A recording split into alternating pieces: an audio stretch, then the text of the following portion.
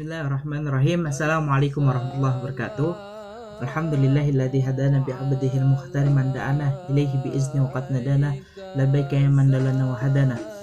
Allahumma shalli ala sayyidina Muhammad wa ala alihi wa sahbihi wasallam amma ba'du. Sekarang kita mau ngomongin tentang hakikat daripada kesabaran. Ya, hakikat daripada sabar, orang yang sabar ini kalimat nggak asing ya. Ini hadis Rasul, kalimat nggak asing. Innallaha ma'as sabirin. Sesungguhnya Allah itu bersama dengan orang-orang yang sabar.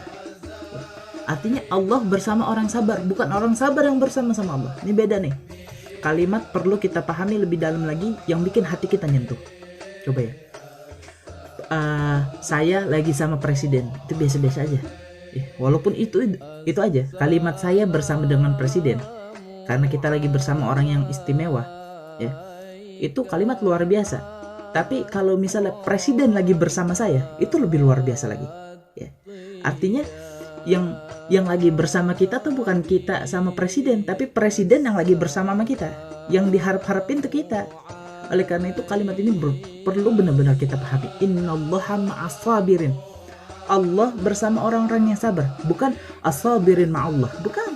Tapi innallaha ma'as sabirin. Allah bersama orang yang sabar. Ini kemuliaan daripada orang yang bersabar. Oleh karena itu jadi oranglah yang bersabar.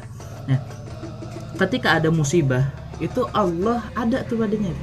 Ketika kita dapat musibah, maka kita yakin Allah ada dalam hidup kita, membimbing kita daripada musibah. Nah, kemudian ada satu buah kisah. Ini salah seorang sahabat Rasul yang mana punya istri yang soleha, cerdas. Suatu ketika nih sahabat Rasul, suaminya ini lagi pergi kemana, tinggal istri sama anaknya. Ternyata ketika suaminya pergi, ini si anaknya meninggal. Kemudian istrinya ini orang cerdas, orang yang soleha ya. Kabar daripada berita kematian anaknya tersebut dia simpen dulu, dia nggak sebar kemana-mana dulu ya. Bahkan suaminya yang lagi jauh, karena dulu nggak ada handphone ya, dia nggak sebar.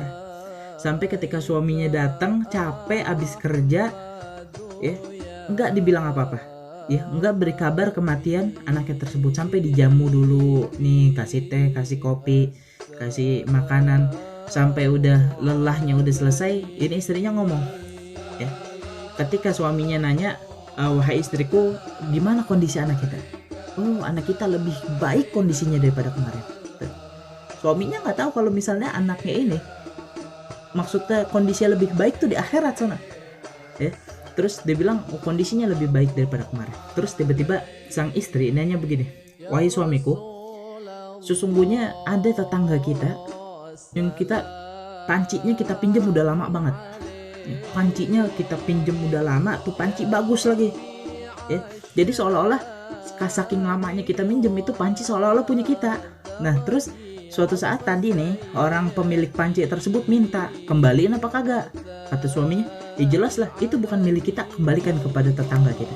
Maka kata sang istri, wahai suamiku, sesungguhnya anak kita pun ya, anak yang kita asuh ini sesungguhnya hakikatnya bukan punya kita, tapi punya Allah, cuman Allah titip aja ke kita ya.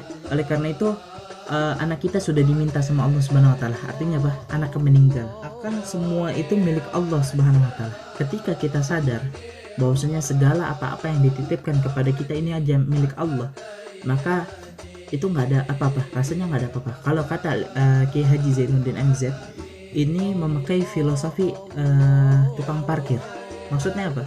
Tukang parkir itu dia itu punya mobil banyak, motor banyak, cuman mereka itu nggak sombong, dan ketika motornya diambil oleh pemiliknya, mobilnya diambil oleh pemiliknya, nggak sedih. Karena apa? Mereka merasa dititipi, bukan memiliki. Sama kalau kita punya motor, mobil, segalanya, jabatan, uang, itu sekedar titipan dari Allah, dan nanti ketika Allah ambil, maka nggak ada kesedihan. Dunia ada di tangan kita kalau kita punya prinsip ini. Kalau kita prinsip kita kayak tukang parkir, dunia ada di tangan kita. Segala yang hilang dunia, maka kita nggak heran, nggak bakal nangis. Kenapa? Kita tahu Allah Subhanahu wa taala itu yang miliki sesungguhnya, bukan kita. Kita hanya dititipi.